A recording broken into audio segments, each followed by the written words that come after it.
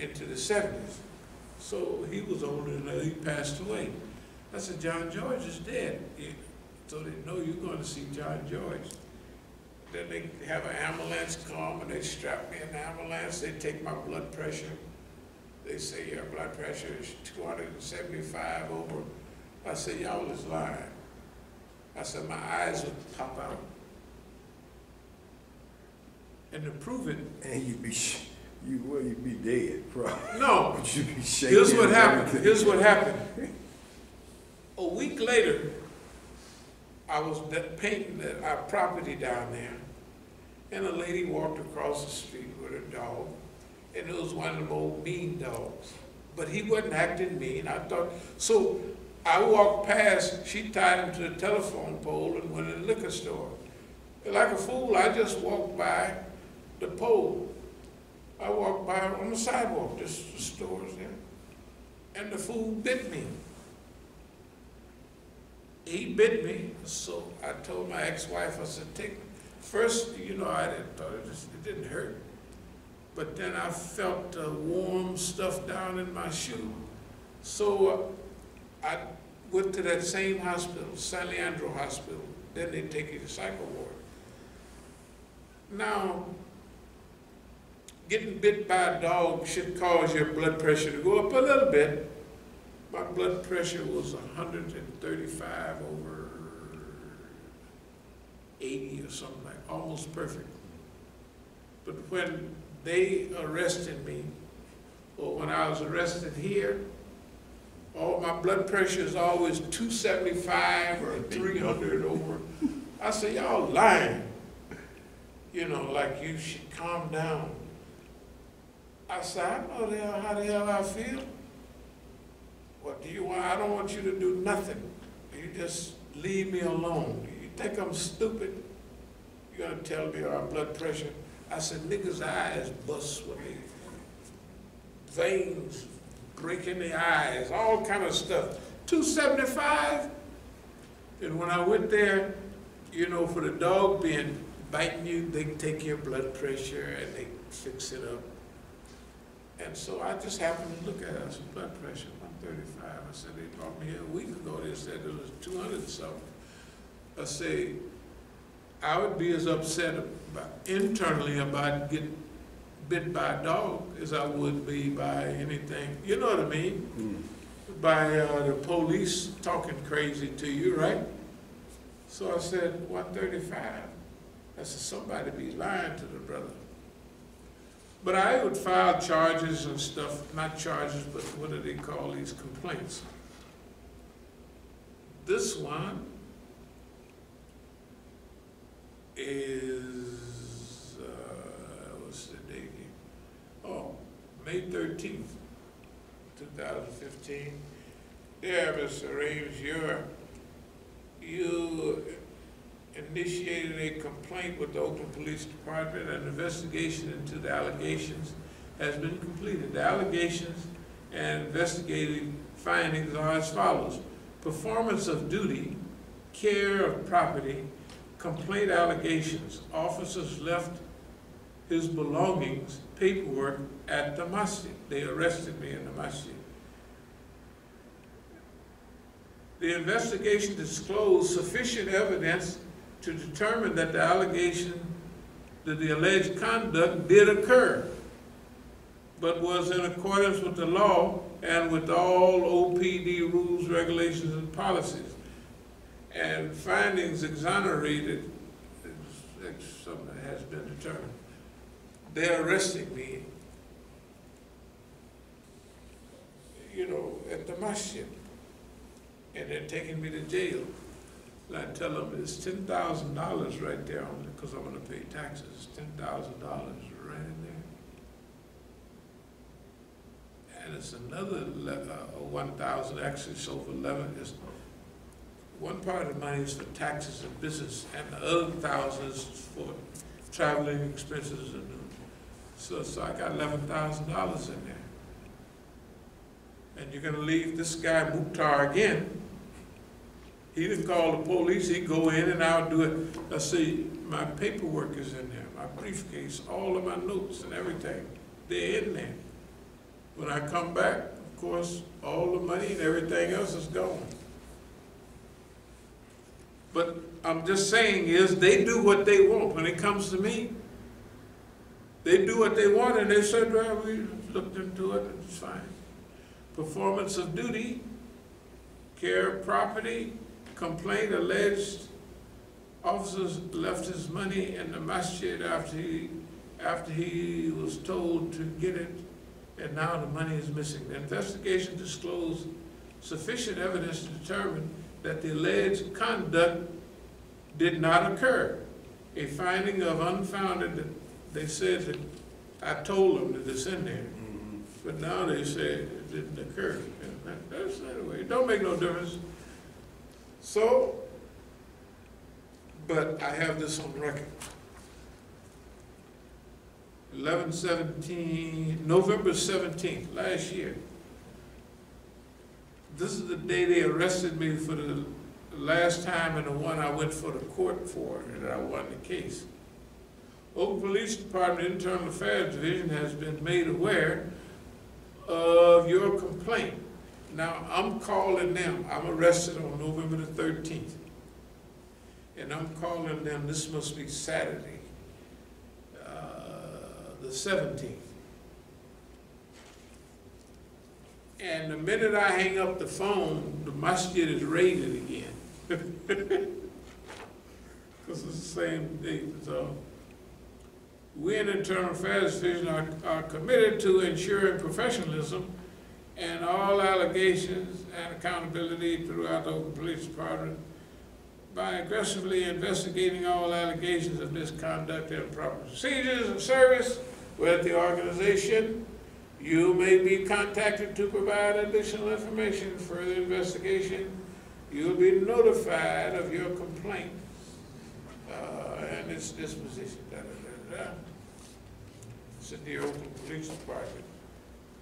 A few minutes later, they jumping in the windows, and I got the deed. This time, I'm ready for them. I got the deed in my hand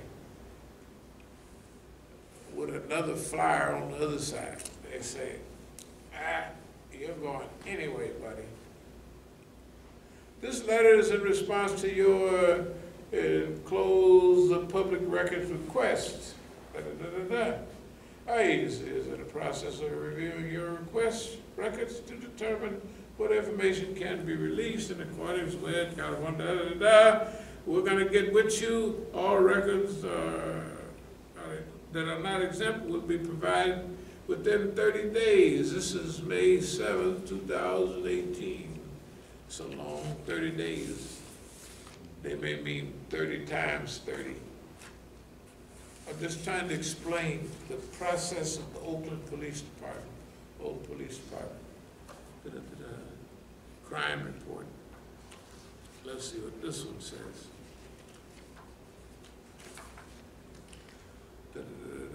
Suspect, okay. This says,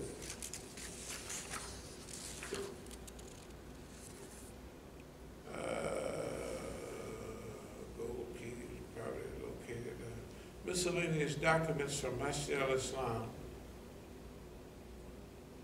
V1 name on them. Victim number one's name on. Do you remember when I went to California? That time I had a big a file case. You know those mails? Post office. Exactly. Great. With 3 full packed series of documents, because I got one for the NAACP, one for such and such and such, and they gave those to victim number one. I'll get to that in a minute. At approximately such hours, I was working. I was driving fully marked car via. I was wearing a police uniform and.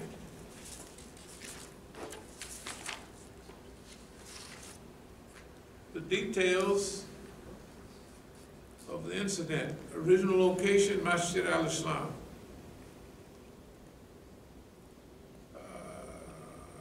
Clarence Clarence Reams, has been making threats to take out RP, whoever they are, that's them, and others on YouTube video. Suspect is now in the Masjid. Suspect known to have guns. Second, suspect has 2 shotguns and vehicle drove from DC. RP and AV, whoever they are, to Masjid. Will be waiting at post office, that's right down the street. Vehicle marked car. They got all of my plate numbers and stuff. They say, ex-founder of organization, that's me, ex-founder of organization. Suspected upset over being voted out of organization. Will be waiting, Okay, upon arrival, I made contact with Akila Ali Mujahid. She advised me that she had been receiving threats from Clarence Reams via social media channels. She also advised me that Reams was the founder of Masjid al-Islam, but was voted out of the organization. None of that is correct, but whatever they tell the police, they act off what they say. I have the deeds, the legal deeds. I have stuff from the Treasury Department. I have stuff from everybody, and they say, oh, no. You were voted out by them. You know what they have? Like we type something on the computer and put her name and his name on it. Boy, you should have saw the court laughing when the niggas brought that piece of paper in the court. The lawyer, you know, one of the white ladies that had from Stanford, she was Stanford and Harvard, so she's pretty good at law. Imam Musa, you've asked, and I'm asking because you go over it and over it, and it's just obvious that they were trying to set up some type of scenario. Of course, yeah. To not just to provoke you. Right, now, I'm going to read one of the other legal documents where it's clear. He says,